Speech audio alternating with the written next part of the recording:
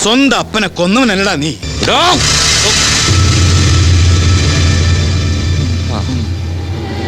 നീ അപ്പാവിയ, നിന്നെ ഞാൻ മേല് നോവിക്കുകയല്ല. പക്ഷെ നിന്റെ ഒരു മോനുണ്ടല്ലോ, കൊച്ചു ബേബി, അവനെ ഞാൻ തീർക്കും.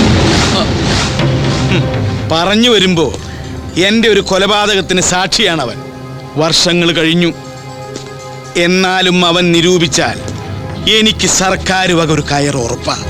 10ാമത്തെ വയസ്സിൽ നിന്നെ പേടിച്ച് നാട് വിട്ട് ഓടിപ്പോയവനാ എൻ്റെ കൊച്ചു ബേബി.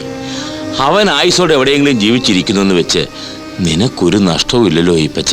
ഇല്ല, ആയുസോടെ എവിടെയെങ്കിലും പണ്ടാറടങ്ങിയ എനിക്കൊരു ദോഷവും. പക്ഷേ ഈയിടെയായി ഉറക്കത്തിൽ എനിക്ക് ചില ദുസ്വപ്നങ്ങൾ. നിന്റെ കൊച്ചു ബേബി തിരിച്ചു വരണു.